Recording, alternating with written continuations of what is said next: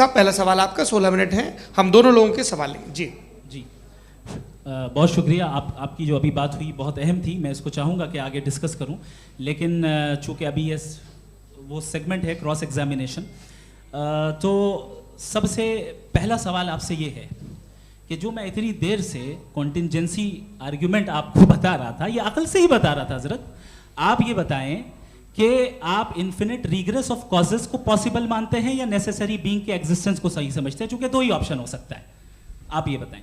देखिए, आपको मैं ईमानदारी से बात करूं, एक तो मैं कॉन्टिजेंसी वर्ड ठीक से समझता हूँ, और इस वक्त भी जो आपने अंग्रेजी के अल्फाज इस्तेमाल किए वो ज़रा थोड़े से मुझे डिफ़िकल्ट और कॉम्प्लिकेटेड लगे, तो आप ज़रा सिंपल ज़बान में सवाल कर सकते हैं? बिल्कुल कर सकता हूँ जी। यूनिवर्स की हर चीज़ कॉन्टिंजेंट होने का मतलब ये है कि वो अपने एग्जिस्टेंस में किसी के ऊपर डिपेंडेड है। जो भी चीज़ डिपेंडेड होगी वो चीज़ इंडिपेंडेंट नहीं हो सकती, तो उसका कोई ना कोई कॉज होगा।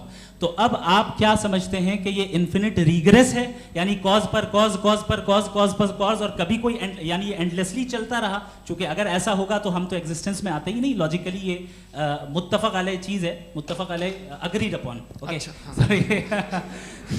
इस पे हमने एग्री किया था कि मुश्किल शब्द आएगा तो अर्थ बताना पड़ेगा। तो इन्फिनिट रिग्रेस तो पॉसिबल नहीं है, तो कहीं ना कहीं आपको रुकना पड़ेगा ऐसे नेसेसरी बीइंग पर। नहीं, कोई ज़रूरत नहीं रुकने की। किसने कहा आप रुकना पड़ेगा?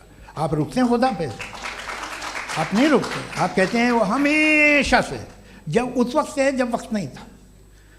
आप कहाँ रुकते हैं कि अब हुआ था वो? आप नहीं कहते। हम क्यों नहीं मान सकते कि यूनिवर्स जो है और बल्कि मल्टीवर्सेस जो है वो हमेशा से हैं, वो बनती है, बिगड़ती है। एक हमारे यहाँ एक चीज़ है ब्लैक होल, वो समेट लेता है वापस, फिर ब्लास्ट होता है, फिर फैल जाता है, और इसमें हमारी तो खैर कोई औकात ही नहीं है। इंसान की एक छोटे से ज़र्रे पे हम 50-60 साल की उम्र रखते हैं, जो करोड़ों अरबों साल की कायनात है उसमें, और पैदा भी नहायत ही बेहुदा वजह से हुए थे। तो इसमें ये सोचना कि इसकी वजूहात और ये क्यों है, ये डिपेंडेंट है, ये हम देख रहे हैं, क्या मालूम। आप सोचिए कि ये जो फैल रही है कायनात, ये कहाँ फैल रही है, ये कहाँ जा रही है, और ये फैल क्यों रही है? अरे बना ली थी तुमने, रुको भैया, काफ़ी है। ये फैल क्यों रही है? ये और कौन सी कायनात जिसे मैं दूरबीन से देखता हूँ तो 2 बिलियन लाइट ईयर पे है, उससे मेरा कोई वास्ता ही नहीं है। 2 बिलियन ईयर यानी अगर मैं 80,000 माइल्स पर सेकेंड से चलूँ तो 20 करोड़ साल में वहाँ पहुँच जाऊँगा। इसकी ज़रूरत क्या थी? ये दुनिया, ये कायनात तो इंसान अशरफुल मखलूक़ात के लिए बनाई गई ना। तो ये सब ये टर्म समझ में नहीं आया, इसमें कोई ख़ास समझने वाली बात थी भी नहीं। ये जो अल्टीमेट कहा यह जाता है कि ये जो पूरी यूनिवर्स है, ये जो दुनिया है, ये इंसान के लिए बनाई गई। अच्छा, ये सब इंसान के लिए। क्यों साहब, सही है ना? बिल्कुल, लेकिन इसका ये मतलब नहीं कि किसी चीज के पीछे रीजन आपको नहीं पता तो रीजन नहीं है, इसे कहते हैं नहीं, मुझे नहीं पता, लेकिन मेरी जिम्मेदारी नहीं है। वो बिल्कुल सही कहा था उसने, बर्टन रसल ने। आपने उसे मजाक में टाल दिया कि भाई आप एक दावा कर रहे हैं, मैं क्यों कहूँ कि ये गलत है दावा? आप प्रूफ कीजिए, मेरे पे जिम्मेदारी ही नहीं है, मैंने थोड़ी कहा है। आप प्रूफ कीजिए कि ये सही है। आप आर्ग्यूमेंट ऑफ कंटिजेंसी का जवाब ही नहीं दे रहे हैं। पूछना चाहेंगे? आप सवाल पूछना चाहेंगे मुफ्ती साहब से? क्योंकि ये क्रॉस एग्जामिनेशन का दौर है। आप जैसे पहले बोल रहे थे फेथ को लेके कुछ, मैं ये पूछना चाहूँगा कि खुदा ने जो भी रेवोल्यूशन किए हैं, एक मज़हब के नहीं बहुत से मज़हबों में किए हैं, अलग अलग रेवोल्यूशन है।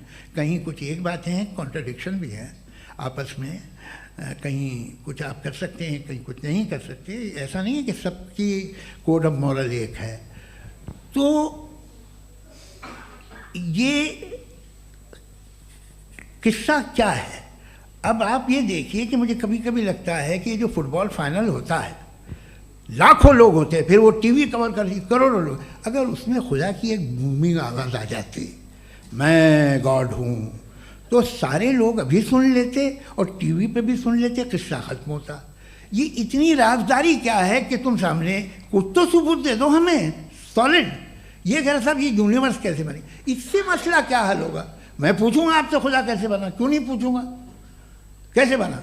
बल्कि वो तो कायनात से कहीं ज़्यादा इंटेलिजेंट है, कायनात से कहीं ज़्यादा कॉम्प्लेक्स। जी वो हमेशा से है। आप कहेंगे मैं मान लूँगा।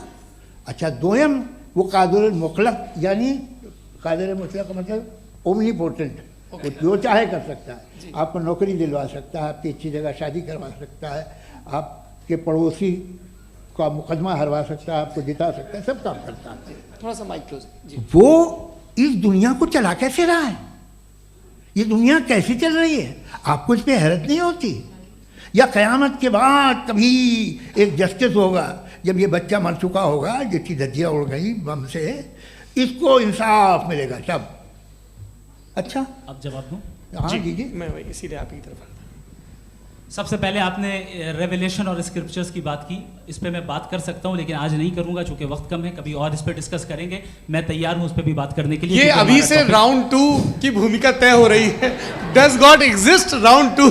जी चूंकि आज गॉड के एग्जिस्टेंस पे बात है तो मैं उसी के रिलेटेड जो है आपके सवालात को एंटरटेन भी करूंगा और मैं भी पूछूंगा।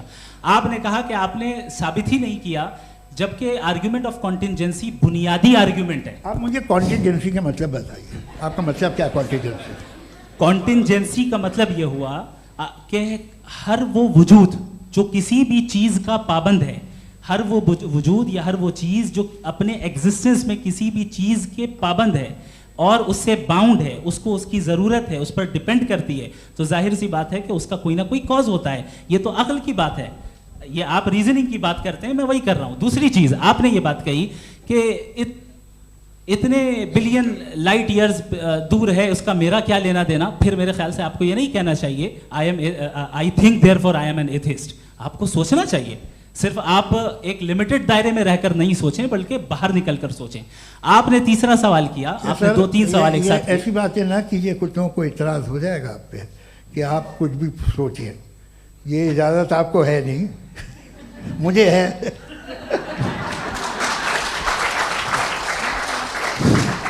जी आपने प्रॉब्लम ऑफ इविल के ताल्लुक से सवाल किया और बार बार आप एक लफ्ज रिपीट कर रहे हैं कि ओमनीपोटेंट गॉड है, ऑल पावरफुल गॉड है।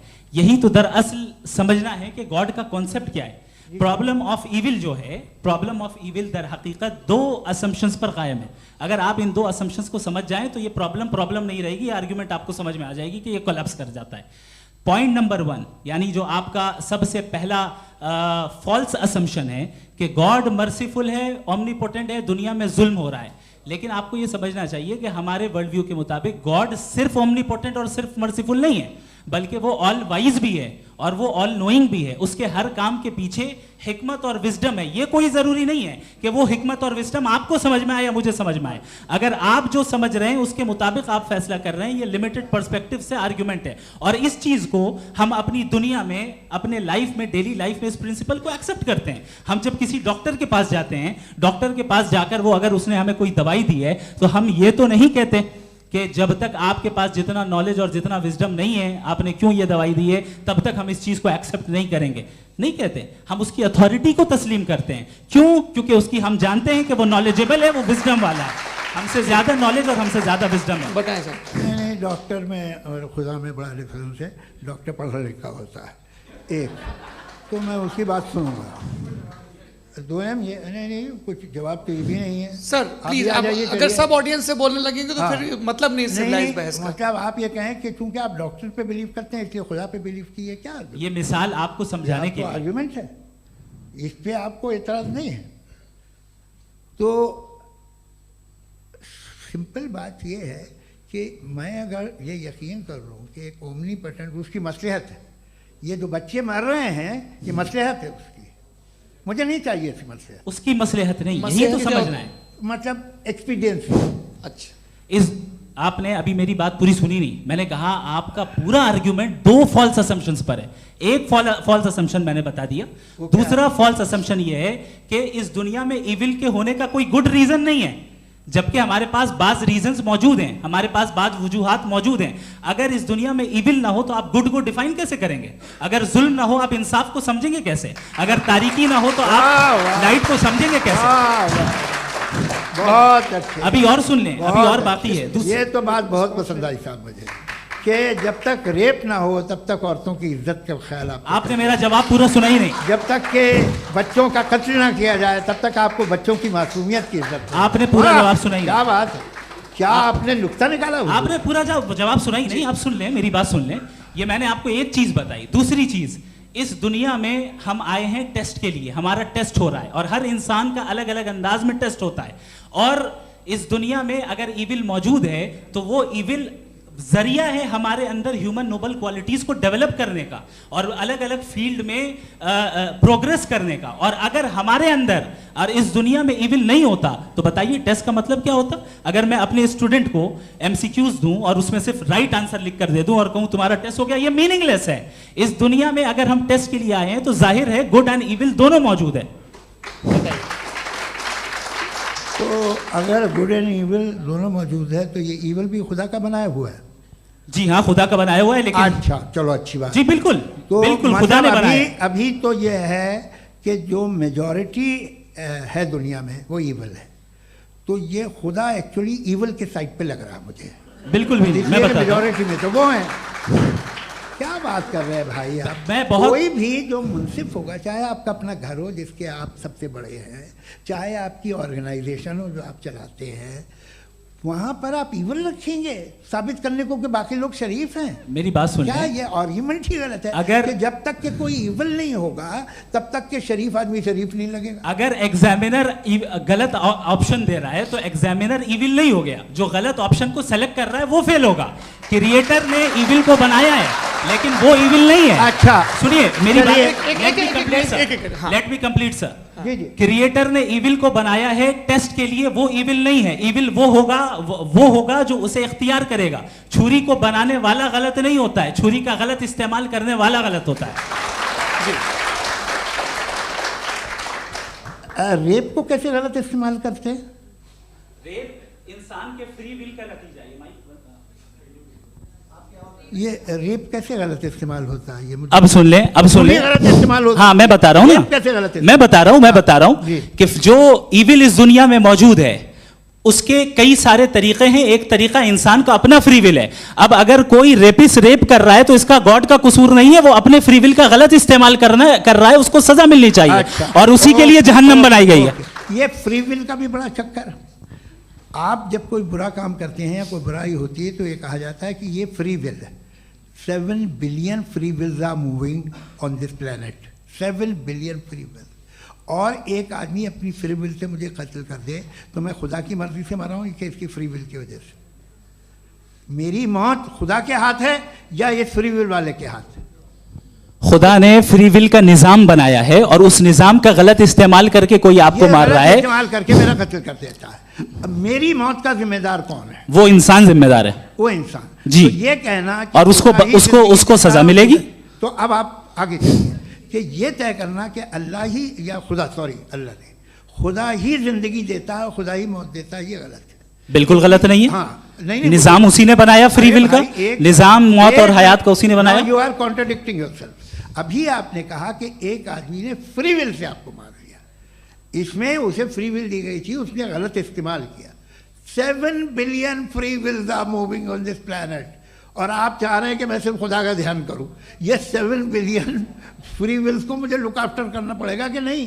ये तो तबाहियां कर रही हैं और तबाहियां ज़्यादा हो रही हैं। बिल्कुल। तो अगर आप बताएं अगर खुदा नहीं है फॉर एग्जाम्पल, तो आप इविल को कैसे डिसाइड करेंगे? यानी how can you define evil objectively without God? देखिए दुनिया में 2 तरह के जानवर हैं।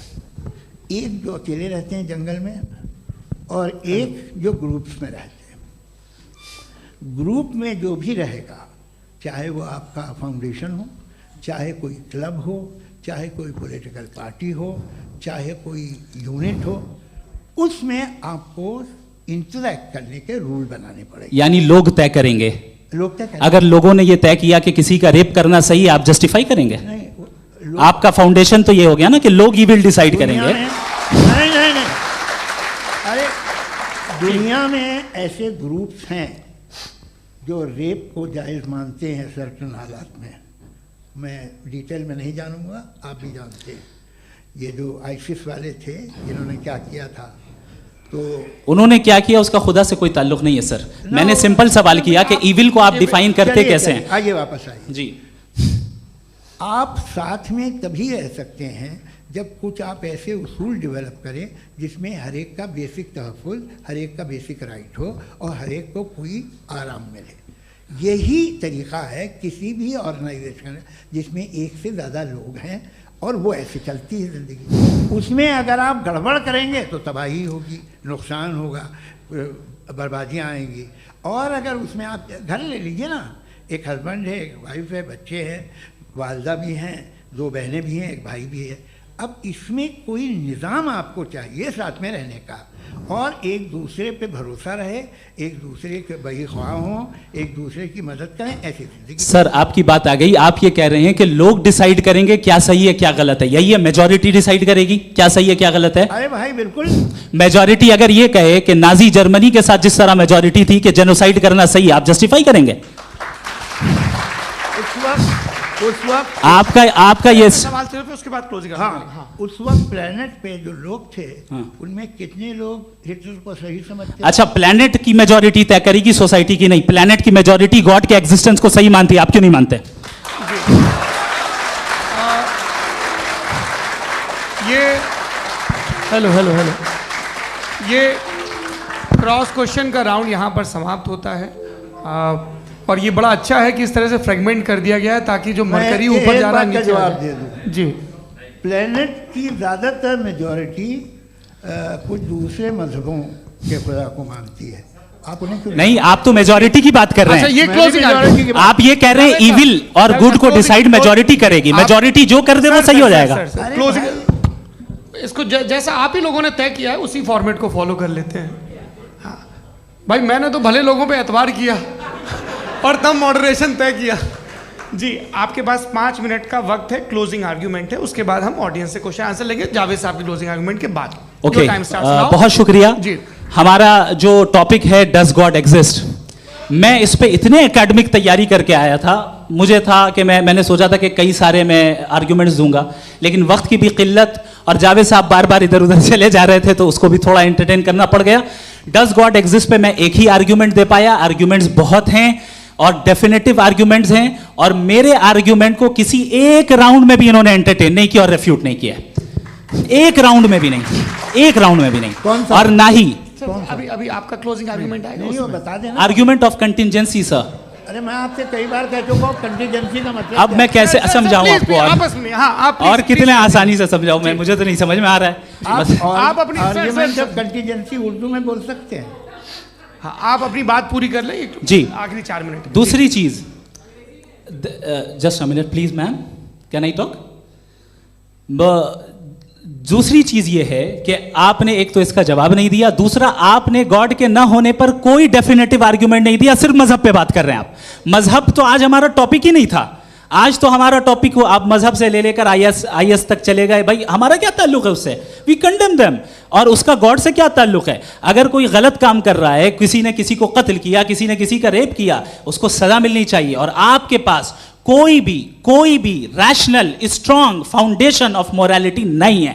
आपने कहा कि मेजॉरिटी तय करेगी सोसाइटी की, वो सही होगा। मैंने कहा हिटलर को फिर आप सही कहेंगे, नहीं, प्लैनेट की सोसाइटी की मेजॉरिटी तय करेगी। तो प्लैनेट की मेजॉरिटी गॉड के एग्जिस्टेंस को मानती है, आप कह रहे हैं ये रिलीजियस है।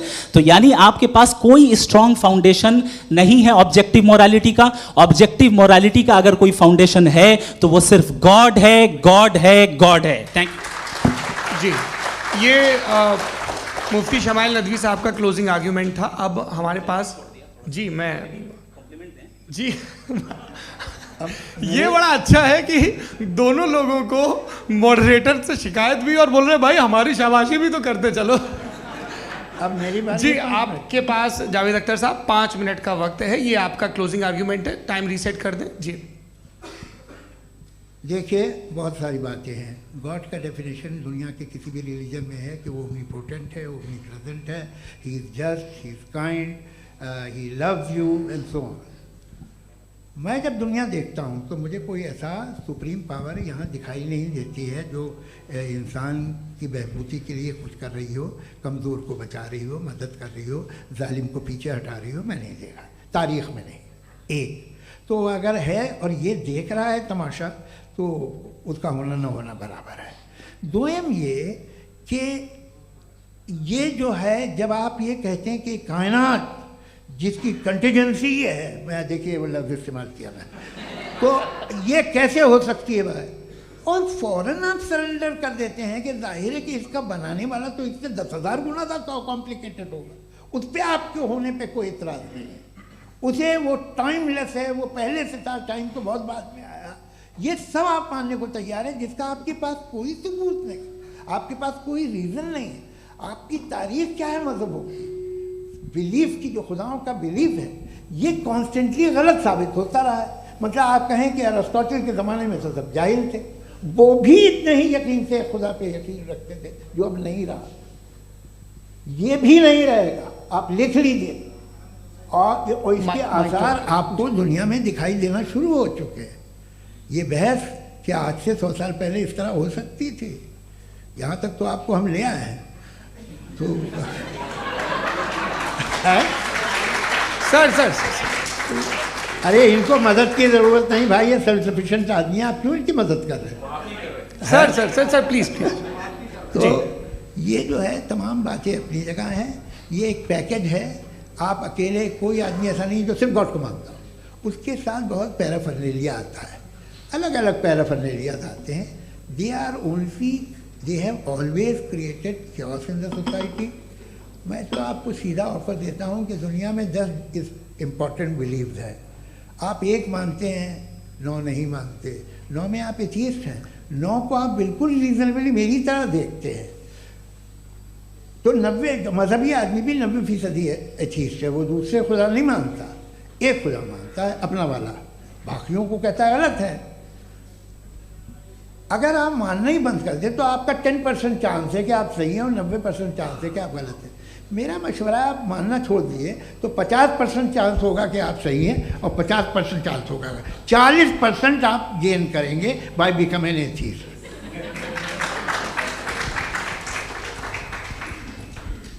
ये एक फरसूदा ख्याल है, ये ख़त्म हो रहा है, हो सकता है मेरी ज़िंदगी में ना हो, लेकिन ये हो जाएगा। जो बातें ये इनको आप मेटाफिज़िकल ये वो ऐसे रिस्पेक्टेबल टर्म दे दिए, ये तो उन लोग के हैं जिन्हें ना फिज़िक्स मालूम थी ना मेटा मालूम था, ये उन्होंने आपको दिए हैं। जी बहुत शुक्रिया।